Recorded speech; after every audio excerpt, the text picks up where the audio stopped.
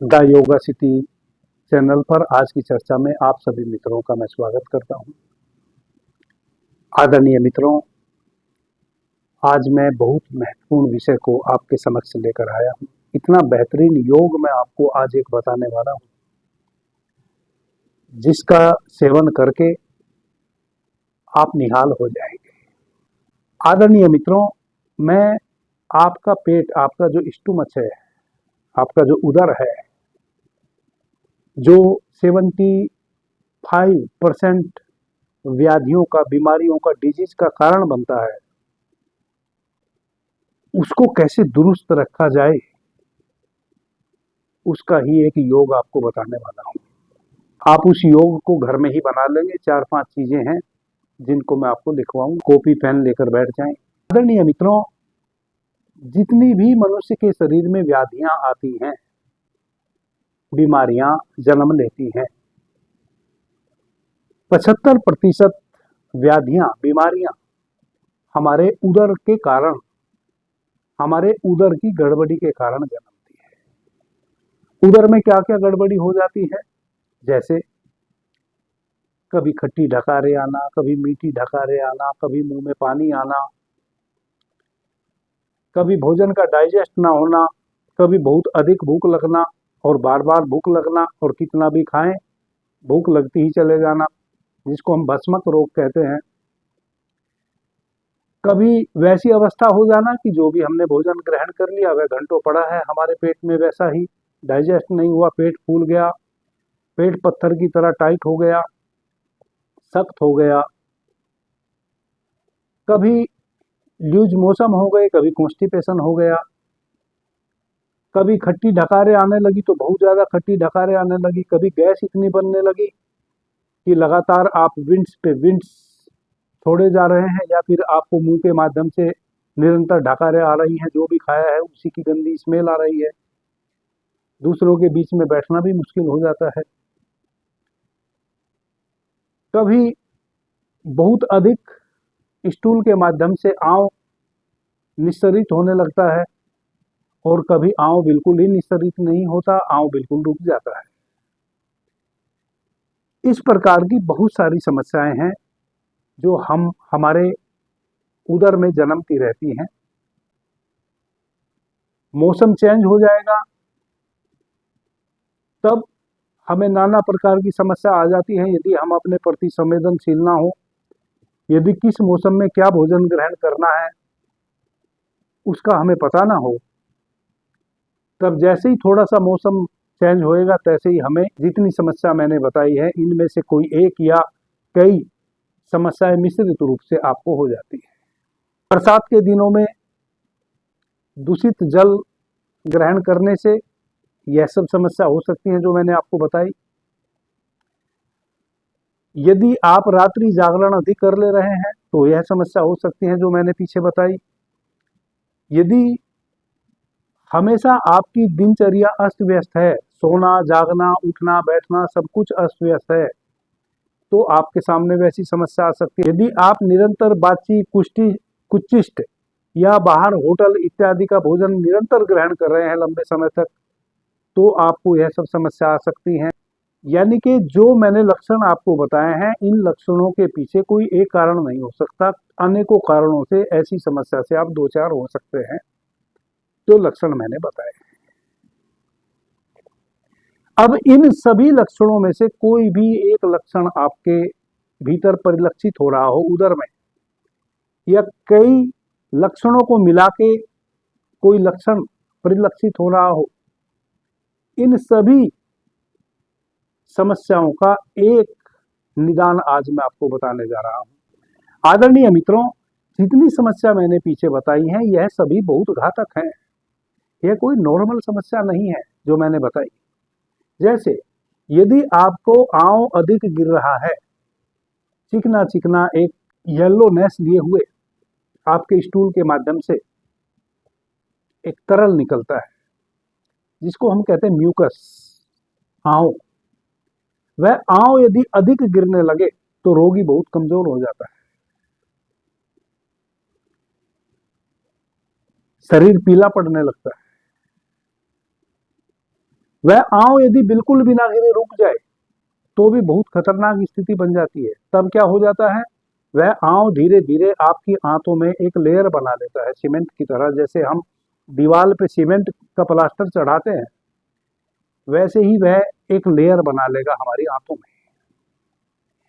फिर एक लेयर के ऊपर दूसरी, दूसरी के ऊपर तीसरी, धीरे धीरे लेयर बनती चली जाएगी। वह आंव सूखना शुरू हो जाएगा। आंव नहीं निकल रहा है, इसका मतलब आंव भीतर सूखने लगा है। वह आंव बनता क्यों है? वह आंव बनता है जब हम स्टूल पास करते हैं, तो स्टूल पास करने के समय एक नेचुरल, एक चिकना पदार्थ हमारे उदर में निर्मित होता है, जो स्टूल को पास कराने में सहायक होता है, ताकि स्टूल हमारी आंतों में कहीं खरस पैदा ना कर दे। इस कारण से एक चिकना लिक्विड ऑटोमेटिक हमारे उदर में उत्पन्न होता है, उस स्टूल को सहजता के साथ शरीर से आउट करने के लिए। अब वह यदि बहुत अधिक मात्रा में निकलना शुरू हो जाता है, तो चूंकि बनता तो वह भी हमारे शरीर में जो हमने भोजन ग्रहण किया है उस भोजन से ही, यदि वह अधिक मात्रा में गिर रहा है, इसका मतलब हमारे उदर में जो भोजन से 7 धातुओं का निर्माण होता है, उन 7 धातुओं का निर्माण ना होके डायरेक्ट सीधा आंव का निर्माण हो रहा है, म्यूकस का निर्माण हो रहा है, उस तरल पदार्थ का निर्माण हो रहा है। जब अधिक मात्रा में उस तरल पदार्थ का निर्माण होने लगेगा, तब क्या होएगा? तब यह होएगा कि बाकी जो धातुएं हैं हमारे शरीर में वह बनना बंद हो जाएंगी। तो धीरे धीरे शरीर कमजोर होना शुरू हो जाएगा। यदि लगातार यह समस्या हमें बनी रही तो बिल्कुल जवानी में बूढ़े जैसा व्यक्ति दिखना शुरू हो जाएगा। 20-25 वर्ष का नौजवान भी ऐसा लगेगा जैसे 45-50 वर्ष का है। शरीर एकदम जर्जीर्ण होता चला जाएगा। अब यदि वह आंव बने तो उतनी मात्रा में ही, लेकिन बाहर आउट ना होवे, सूख जाए भीतर ही, तब वह आंतों में एक सीमेंट की तरह, जैसे सीमेंट का प्लास्टर हम दीवार में चढ़ाते हैं, वैसे एक लेयर बनाना शुरू कर देगा।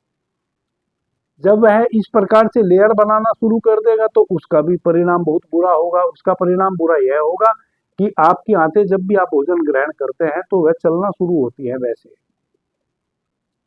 अब चूंकि आंतों में आंव सूख गया है, उसने एक लेयर बना ली है, तो आंतों के जो चलने की स्पीड है वह कम हो जाएगी।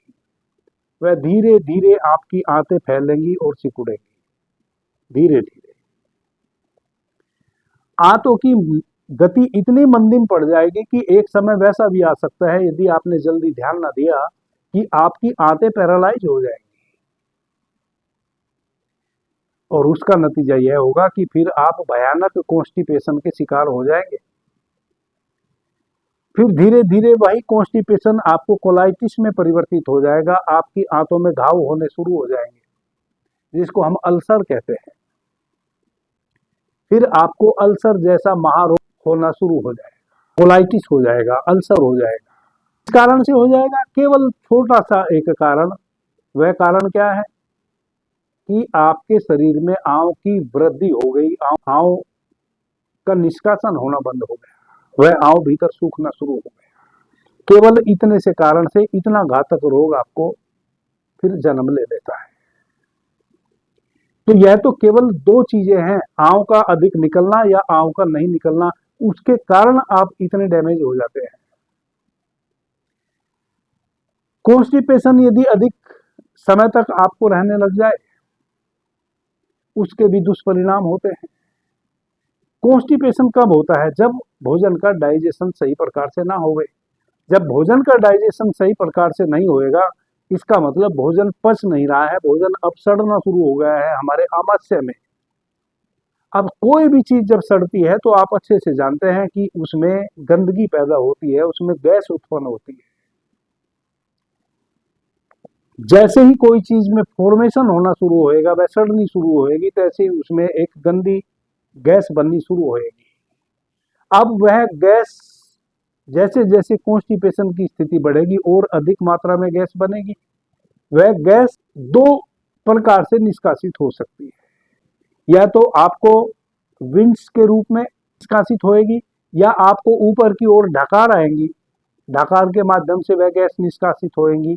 अब यदि ना तो ढकार आवे और ना विंड्स के माध्यम से उस गैस का निष्कासन हो, तब क्या होगा, वह गैस आपके शरीर में ऊपर की ओर चढ़ना शुरू होएगी। आप यह भी अच्छे से जानते होंगे कि कोई भी गैस ऊपर की ओर उठती है तो अधिक मात्रा में गैस बनेगी और वह उसका निष्कासन नहीं होगा, तो गैस आपके शरीर में ऊपर की ओर उठना शुरू हो जाएगी। यदि वह आपकी नाभि की तरफ बढ़ी तो आपकी नाभि अपने स्थान से खिसकना शुरू हो जाएगी। कहते हैं बढ़ हो गई, नाभि खिसक गई। जैसे ही नाभि खिसक जाएगी फिर क्या होगा, आपको पतले दस्त लग जाएंगे, बार बार आपको दस्त लगे रहेंगे। जब तक आपकी नाभि अपने स्थान पे सही से नहीं बैठेगी तब तक आपको निरंतर जो भी आप खाएंगे, खाते ही आपको दस्त लगने शुरू हो जाएंगे। वह जो कच्चा मल है जो भीतर सड़ रहा है, जिसके कारण गैस बन रही है, वह कच्चा मल अब ऐसे ही बाहर बहना शुरू हो जाएगा और धीरे धीरे आप संग्रहणी के पेशेंट हो जाएंगे। जो मैंने पीछे चर्चा की थी कि संग्रहणी कितना खतरनाक रोग है। यदि वह गैस आपकी नाभि की तरफ गति नहीं की तो फिर वह आपके हार्ट पे टकराएगी। यदि आपके हार्ट पे टकराएगी तो आपके हार्ट को वह कमजोर करना शुरू कर देगी, आपकी हार्ट बीट बढ़ेगी, आप हाई ब्लड प्रेशर के अचानक शिकार हो जाएंगे। यदि वह और ऊपर की ओर उठी तो आपकी आंखों पे उसका बुरा इफेक्ट पड़ सकता है, धीरे धीरे आपकी आंखों की रोशनी कम होनी शुरू हो जाएगी, या आप कई प्रकार के सर दर्द के शिकार हो जाएंगे, जिसमें आधा सीसी के शिकार हो सकते हैं, पूरे सिर में दर्द हो सकता है, आंखों के पीछे दर्द हो सकता है, आपके माथे के बीच में थर्ड आई में दर्द हो सकता है, आपका ऊपर मस्तिष्क में दर्द हो सकता है। वह आपके सिर से ऊपर, गर्दन से ऊपर जितने भी आपके अंग हैं, आप जिसको हम सिरो रोग कहते हैं, आप सिरो रोग के शिकार हो जाएंगे। सिरो रोग के शिकार होने का मतलब है कि आपकी ग्रहण शक्ति कमजोर हो जाएगी, आपकी सुनने की शक्ति कमजोर हो जाएगी, आपकी देखने की शक्ति कमजोर हो जाएगी और आप नाना प्रकार के सिर दर्द के शिकार हो जाएंगे। इतनी समस्या आ सकती है केवल कॉन्स्टिपेशन के कारण। चर्चा थोड़ी लंबी हो जाएगी, एक एक बात को यदि विस्तृत तरीके से कहूंगा, कुल निचोड़ यह है 75% जो व्याधियां हैं वह हमारे उदर की गड़बड़ी के कारण उत्पन्न होती है। 75% बीमारियों को होने से यह नुस्खा रोक सकता है, जो मैं आज आपको बताने जा रहा हूं। आप कॉपी कलम ले लें और इस नुस्खे को नोट कर लें। नुस्खा इस प्रकार से है। एक जीरा तो वह आता है जो हमारे किचन में हमेशा अवेलेबल होता है, जो हम सब्जी, तरकारी, दाल इत्यादि में उसका छोंक लगाते हैं। एक सफेद जीरा आता है जो आपको पंसारी के यहाँ मिल जाएगा। जो भी सूखी जड़ी बूटी बेचते हैं, जिसको हम पंसारी कहते हैं, औषधि विक्रेता कहते हैं, उसके यहाँ यह सारी औषधियां आपको मिल जाएंगी जो मैं आपको लिखवा। सर्वप्रथम आप 90 ग्राम सफेद जीरा लिख लीजिए। 90 ग्राम सफेद जीरा ले लेना है। लगभग 15 ग्राम आपने सेंधा नमक ले लेना है। 15 ग्राम। दो चीजें मैंने बता दी आपको कितने ग्राम में लेना है। आपने सफेद जीरा लेना है 90 ग्राम और 15 ग्राम ले लेना है आपने सेंधा नमक। इसके बाद आपने नींबू का सत्व लेता है, नींबू सत्व, जिसको हम टाइट्रिक एसिड कहते हैं, नींबू का सत्व। तो नींबू का सत्व, काली मिर्च और काला नमक, यह सारी चीजें आपने 45-45 ग्राम ले लेनी है। नींबू का सत्व भी आपने 45 ग्राम लेना है, काला नमक भी 45 ग्राम लेना है और काली मिर्च भी 45 ग्राम लेना है। नौसादर एक औषधि आती है, वह भी नमक के जैसा ही होता है। 25 ग्राम आपने नौसादर ले लेना है। 25 ग्राम नौसादर 25 ग्राम लेना है। भुनी हुई हींग आपने लगभग 12 ग्राम ले लेनी है और पीपरमेंट आता है, वह भी आपने 12 ग्राम ले लेना है। यह कुल 8 औषधि है। जो आपने ले ली है। अब क्या करना है, सबसे पहले तो हींग जो है वह जो आपके किचन में हींग होती है वह हींग आपने नहीं लेनी है, इस बात का आप ध्यान रखें। वह बिल्कुल साधारण हींग होती है जो आप किचन में यूज करते हैं।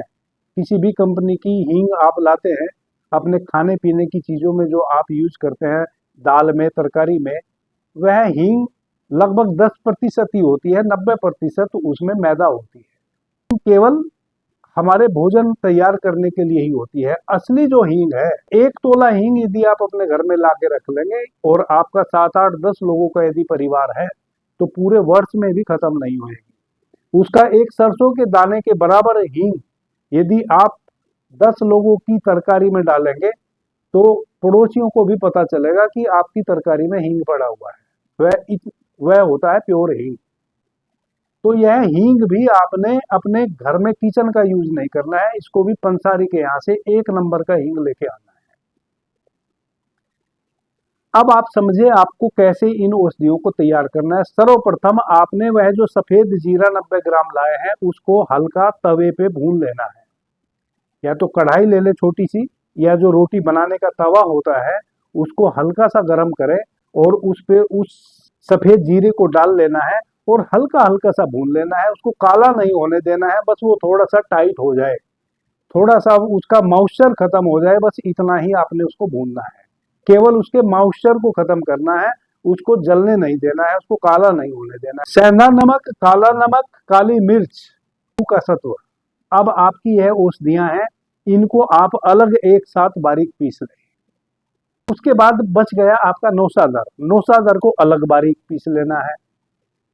और जो 2 औषधि आपकी बच जाती हैं, भुनी हुई हींग और पीपरमेंट।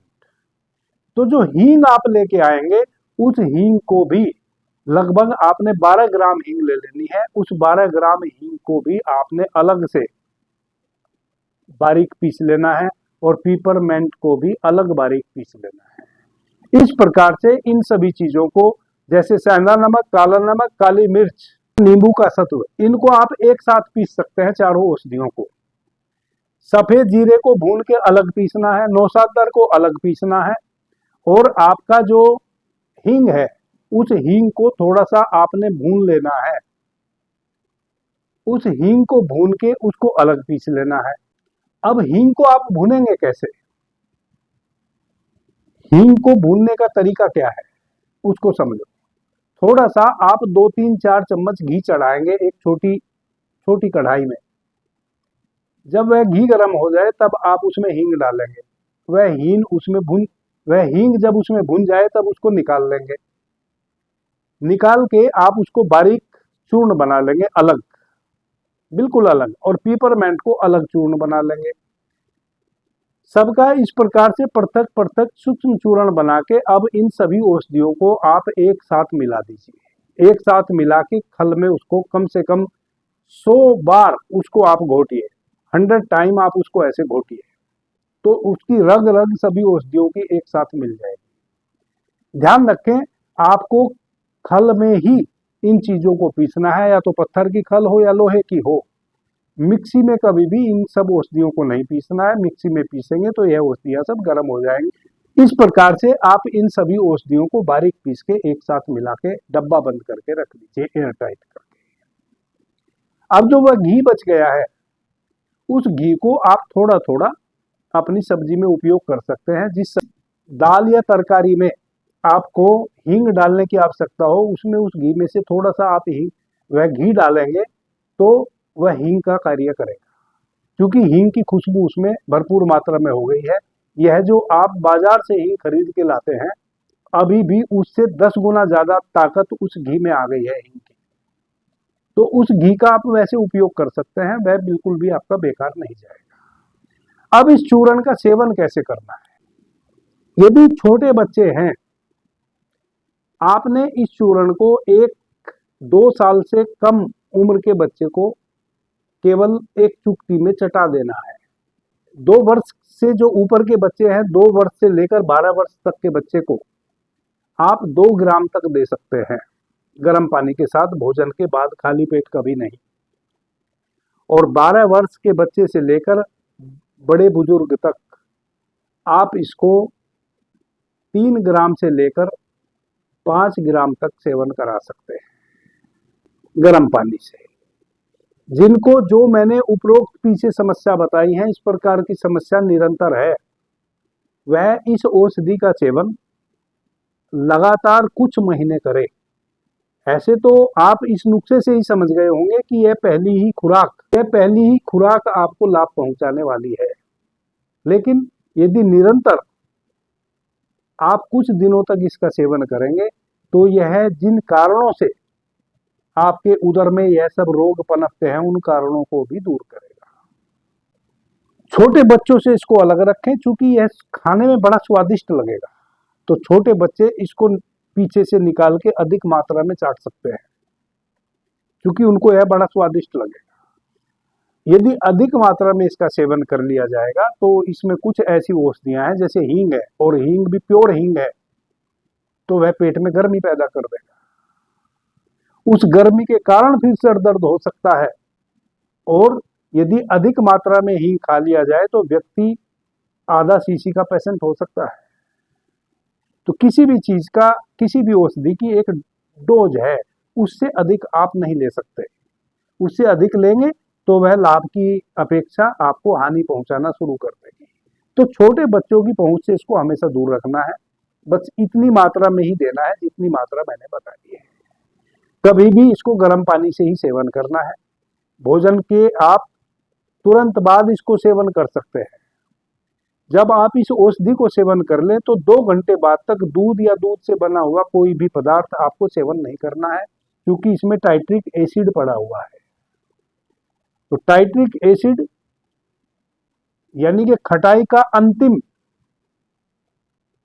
नींबू के रस को सुखा के बनाया जाता है, बहुत खट्टा होता है। तो आपने 2 घंटे बाद तक इस औषधि का सेवन करने के पश्चात दूध या दूध से बने हुए कोई भी प्रोडक्ट यूज नहीं करने हैं। मित्रों, इसको मैं कहूंगा उदरा अमृत चूर्ण। आप इसको जो नाम देना चाहें दे लें। यह अमृत तुल्य है प्रत्येक व्यक्ति के लिए, उन सभी समस्याओं में जो पीछे मैंने इस वीडियो की शुरुआत में समस्याएं बताई है। यदि किन्हीं मित्र को बिल्कुल सूखी लैट्रिन जाती है, सूखा स्टूल जाते हैं, एकदम लैट्रिन सूखी सूखी आती है, वह मित्र इस औषधि का सेवन ना करें। बाकी और जितनी भी समस्याएं हैं वह सब इस औषधि का सेवन कर सकते हैं। केवल वह इस औषधि का सेवन नहीं कर सकते जिनको बिल्कुल सूखी लैट्रिन जाती हो। वह क्या करें? वह पहले 10 दिनों तक निरंतर 20 से 25 ml एरंड का तेल, कैस्टर ऑयल, डाबर, बैद्यनाथ, यह सब कंपनियां बनाती हैं, किसी भी कंपनी का ले आए। 1 गिलास दूध या 1 गिलास गर्म पानी में डाल के रात्रि में सेवन करें सोने के समय, कम से कम 10 दिन निरंतर। जिनको हमेशा बिल्कुल ड्राई स्टूल होता हो, एकदम सूखी, तब आप इस औषधि का सेवन कर सकते हैं जो यह मैंने अभी बताई है। इससे पहले यदि आप करेंगे तो आपके शरीर में गर्मी बढ़ जाएगी, बहुत ज्यादा ताप बढ़ जाएगा।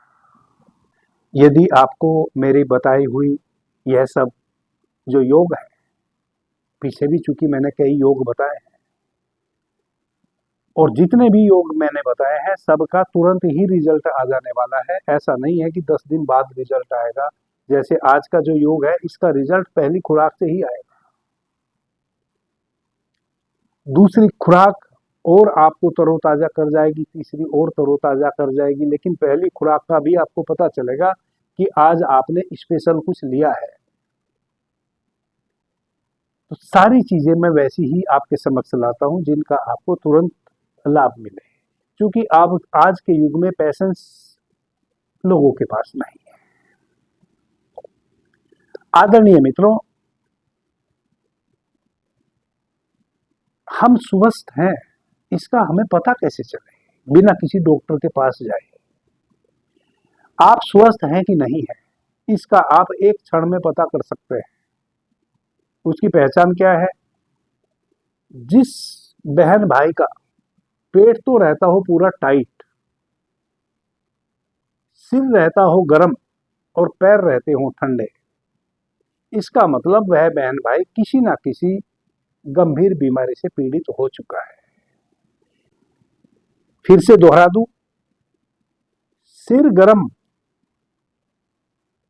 और पेट टाइट और पैर हो ठंडे, तो वह किसी गंभीर बीमारी से जकड़े जा चुके हैं, भले अभी उस बीमारी का उनको पता न चल रहा हो।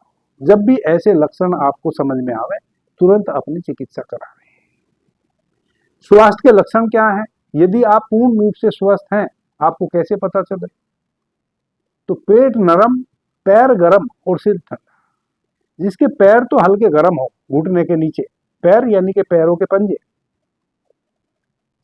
पगतलियां, और पेट बिल्कुल नरम हो, एकदम सॉफ्ट, और सिर हमेशा बिल्कुल ठंडा हो, ये जो माथा है ये ठंडा हो, वैसा व्यक्ति 100% स्वस्थ है। और इसके उल्टा हो तो वैसा व्यक्ति 100% किसी खतरनाक बीमारी से ग्रस्त हो चुका है।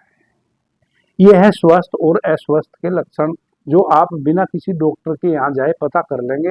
जैसे ही यह लक्षण उभर के आवे, तुरंत फिर किसी चिकित्सक का आप सहयोग लें, सहारा लें, ताकि वह एक्यूरेट यह पता कर ले कि आपको समस्या क्या है और उसका समय पे निदान हो जाए। आपको यदि मेरी बताई हुई बातें अच्छी लगती हैं तो इस चैनल को आप अधिक से अधिक मित्रों को कहें कि वह सब्सक्राइब करें। आप स्वयं भी सब्सक्राइब करें, बेल आइकॉन जरूर दबा लें, क्योंकि अब मैं निरंतर ही किसी न किसी समस्या को लेके आपके समक्ष इस चैनल पर कोई छोटी मोटी चर्चा लेकर आने वाला हूं।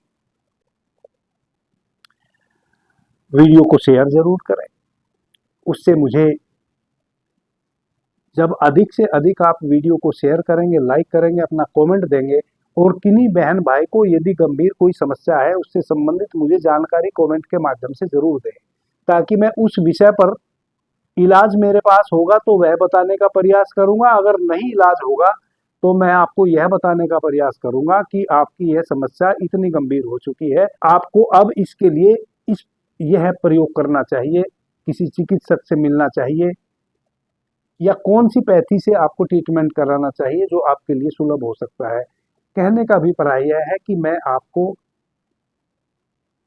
तो साधु हूं, मुझे और अधिक आपसे कुछ भी चाहिए नहीं। मैं तो सबका भला चाहता हूं, सब सुखी रहें, सब आनंदित रहें, सब संपन्न हो। आदरणीय मित्रों, जब मैंने साधुता स्वीकार नहीं की थी,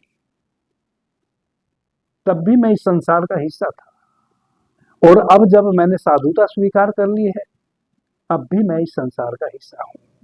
इस संसार से ना आप कहीं भाग सकते हैं, ना मैं कहीं भाग सकता हूं। हम सबको इस नीली छतरी के नीचे ही रहना है, और यह पूरा जगत एक दूसरे का सहयोगी है। हवाएं चलती हैं हमारे लिए, गर्मी पड़ती है हमारे लिए, सर्दी पड़ती है हमारे लिए, पेड़ों पे फल उगते हैं हमारे लिए, सबके साथ हमारा एसोसिएशन है।